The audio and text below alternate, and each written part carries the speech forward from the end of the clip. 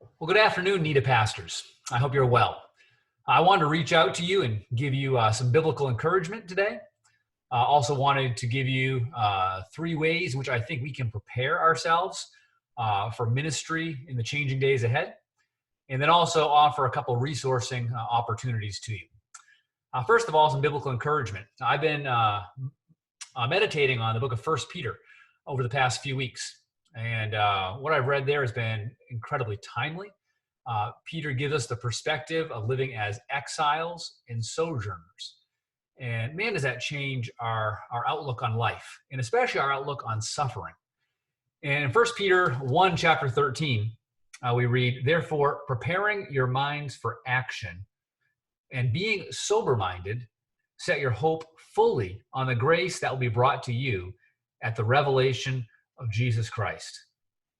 This call to preparedness of mind, to think well and clearly and biblically about life right now, to have a future perspective, knowing that right now is not all that there is, but there will be a future revelation and a grace to be received in that day. And so I want to call you right now to prepare your mind for action. I think that God has action in store for his church. I think God has good days of ministry for his church in this difficult season. So three ways that I think we need to prepare our minds for action for the changing days of ministry ahead. First, I think that we need to prepare for the possibility and the likelihood that in-person worship gatherings may not happen for a long time. This is hard for us to get our minds around. The rhythm of weekly worship is such a grace. For all of my life, I have been in a situation where weekly worship has been my pattern. I love gathering in person with God's people to be reminded of truth, to connect with God's people, and be equipped for his calling on my life. And the reality is, we're living in a time right now where in-person gatherings are not being recommended.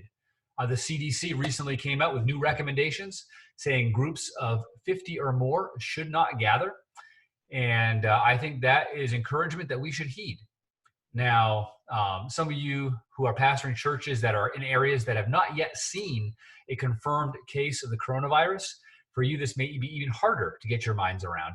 I'd encourage you to do some reading and some investigation into how this illness has affected China and then Italy, and steps that they wish had been taken earlier on to prevent the spread of the disease.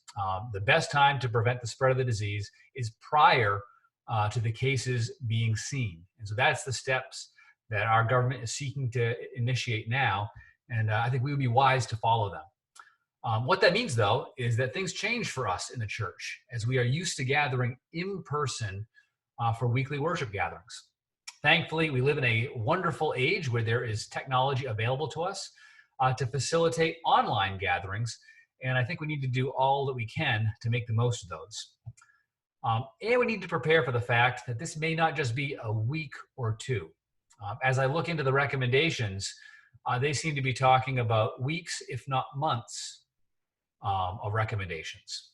And so we need to prepare for the fact that we may need to minister when weekly worship gatherings don't happen for a period of 2 to 3 months. Now, I pray it's not that long, but we would be wise to prepare for that situation.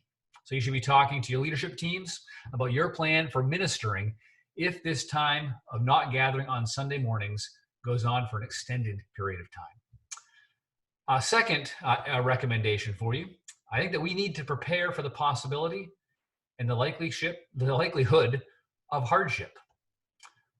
We need to prepare for the possibility and the likelihood of hardship. Now, I hope that the predictions are all wrong and the coronavirus fizzles out. Boy, I hope that's the case.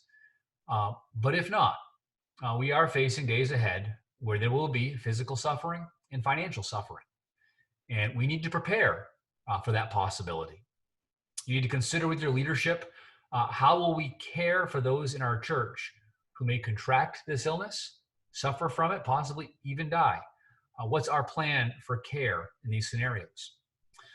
Also financially, in the days ahead, there may be a real shakeup financially. How is that going to affect your local church?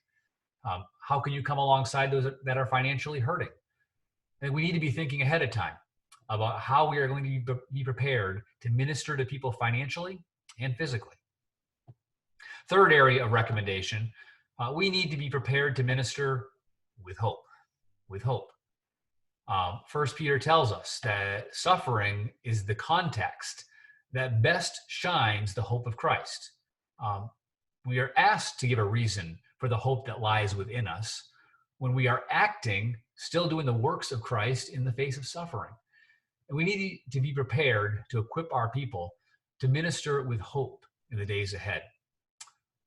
Right now, so often the actions of Christ may just be overlooked because there hasn't been an awful lot of suffering in our world. If that changes in the days ahead, be prepared to minister with hope to the people who so desperately need it. Two resourcing opportunities that I also want to offer to you. I met online this morning with 4 other NEDA pastors, and we talked about the current situation and how these pastors and their churches are trying to adjust and minister differently. And we talked about how can we offer opportunities for other pastors in NEDA to be able to consider some new methods for ministry in this season.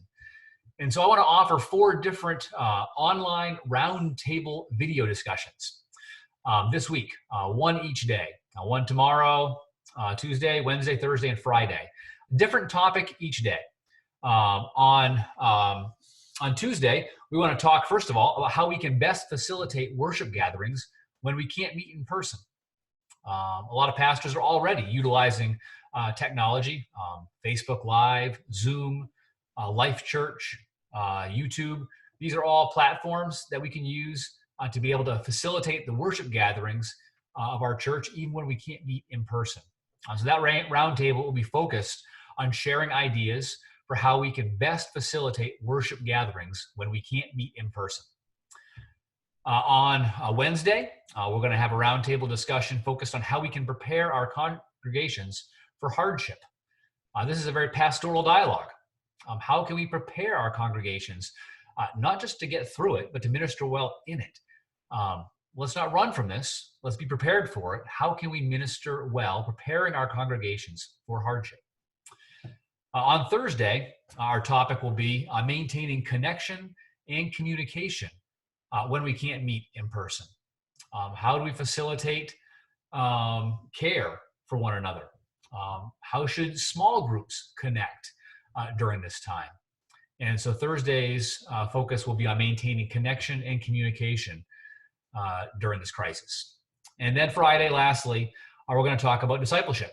How can we best disciple our people during this season? This is an opportunity, not just to get through, but an opportunity to maximize. How can we disciple our people during this time?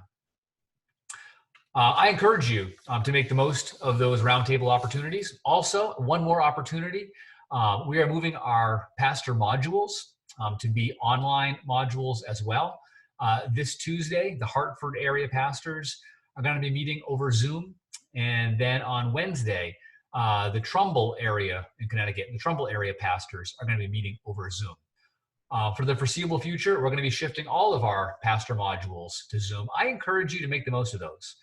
We need to be together, to be praying for our churches, to be praying and encouraging one another. I know you guys are busy, but I encourage you to set aside those times to be able to encourage one another and to sharpen one another. I'm praying for you all and looking forward to what God will do in and through his church in the days ahead. Thanks a lot. God bless you guys.